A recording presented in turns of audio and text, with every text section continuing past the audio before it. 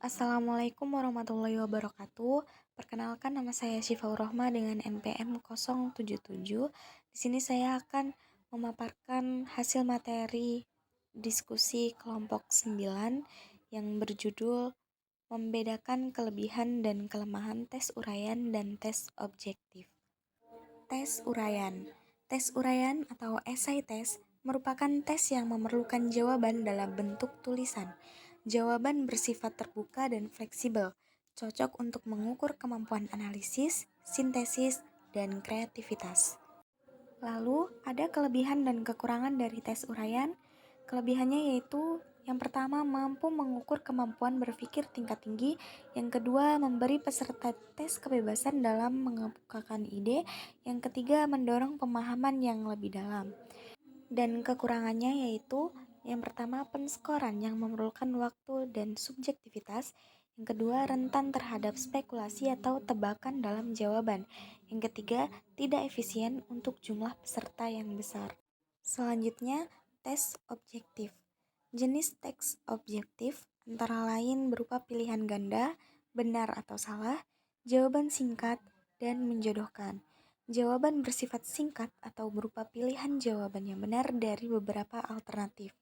Cepat dan praktis dalam penskoran. Selanjutnya, kelebihan dan kekurangan tes objektif. Kelebihannya yaitu penskoran objektif yang konsisten, cocok untuk mengukur pemahaman dasar dan fakta, dapat digunakan untuk tes besar dengan jumlah peserta yang banyak. Kekurangannya yaitu antara lain cenderung mengukur hafalan dan mengingat daripada pemahaman mendalam, keterbatasan dalam mengukur kemampuan analisis dan sintesis, adanya peluang untuk menebak jawaban yang benar. Selanjutnya, tes tertulis berbentuk pilihan ganda. Keunggulannya yaitu yang pertama, mengukur jenjang kognitif dari C1 sampai C6. Yang kedua, penskorannya mudah, cepat, dan objektif. Yang ketiga, bentuk ini sangat tepat untuk ujian yang pesertanya sangat banyak. Lalu ada pula keterbatasannya. Yang pertama yaitu membutuhkan waktu yang lama untuk menyusun soal.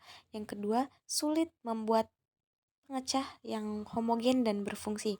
Yang ketiga, terdapat peluang untuk menebak kunci jawaban. Lalu selanjutnya, tes tertulis berbentuk tes uraian. Keunggulannya, yang pertama, mengorganisasi pikirannya. Yang kedua, mengemukakan pendapatnya. Dan yang ketiga, mengekspresikan gagasan-gagasannya. Lalu adapun keterbatasannya, yang pertama, mengukur ruang lingkup bahan atau materi yang tidak luas atau terbatas. Yang kedua, sangat tepat untuk ujian yang jumlah pesertanya sedikit. Yang ketiga, waktu untuk memeriksa jawaban peserta tes cukup lama. Yang keempat, penskoran jawaban soal uraian relatif subjektif. Yang kelima, tingkat reliabilitasnya relatif lebih rendah dibandingkan dengan soal bentuk pilihan ganda. Sekian, terima kasih. Saya akhiri. Wassalamualaikum warahmatullahi wabarakatuh.